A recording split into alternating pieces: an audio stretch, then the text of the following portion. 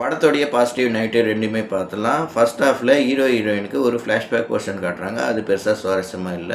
Second ஹாஃப்ல கதை இன்டென்ஸா நகரும்போது, ஜெயில்ல ஒரு காமெடி, ஹாஸ்பிட்டல்ல சாமி வந்த மாரி ஆக்ட் பண்ற சீனுன்னு இன்டென்ஸான சீன டைல்யூட் பண்ணிடுறாங்க. சசிகுமார் ஃபர்ஸ்ட்டு கிட்னி குடுக்க ஒத்துக்கிறாரு. அதுக்கப்புறம் பேக் அடிக்கிறாரு. அதுக்கப்புறம் கிளைமாக்ஸ் போர்ஷன் கிட்ட மனித நேயம், ஃபிலாசபி பேசிட்டு திரும்ப வராரு.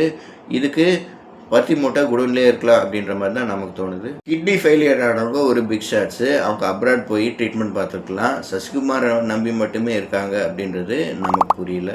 ஆர்கன் டிராஃபிக்கிங், ஏழை மக்களுடைய வறுமையை வச்சு ஆதாயம் தேடுற அரசியல்வாதி, பணபலம் பதவி பலம் இருந்தால் என்ன வேணாலும் பண்ணலான்னு நினைக்கிற ஒரு கேரக்டர்னு படத்தில் சோஷியல் இஷ்யூ நல்லாவே காட்டியிருக்காங்க. டேரக்டர் ராஜு முருகன் குக்கு, ஜோக்கர், ஜிப்சி, ஜப்பான் போன்ற படத்தை எடுத்தவர் தான் இந்த படத்தை எடுத்திருக்காரு. ஜப்பான் தோல்வி படத்துக்கு அப்புறம் இந்த படத்தை எடுத்திருக்காரு. அவரோட ஸ்டைலில் சோஷியல் இஷ்யூ வச்சு படத்தை எடுத்திருக்காரு. கிளைமேக்ஸ் போர்ஷனில் கோர்ட் சீனில் ஏழை மக்களுடைய பிரச்சனையை எடுத்து சொல்லியிருக்காரு. அது ரொம்ப நல்லாவே அமைஞ்சிருக்கு. சினிமோட்டோகிராஃபர் நிரவ் ஷா இந்த படத்தை லைவ்லியாக எடுத்திருக்காரு. எடிட்டர் சத்யராஜ் நடராஜன் அவர் பங்குக்கு சிறப்பாக பண்ணியிருக்காரு. மியூசிக் டைரக்டர் ஷான் ரோல்டன் இந்த படத்துக்கு மியூசிக் போட்டிருக்காரு. பிஜிஎம் நல்லாவே பண்ணியிருக்காரு. பாட்டு ராசாத்தி ராசா அப்படின்ற சாங்கு ரொம்ப நல்லாவே அமைஞ்சிருக்கு.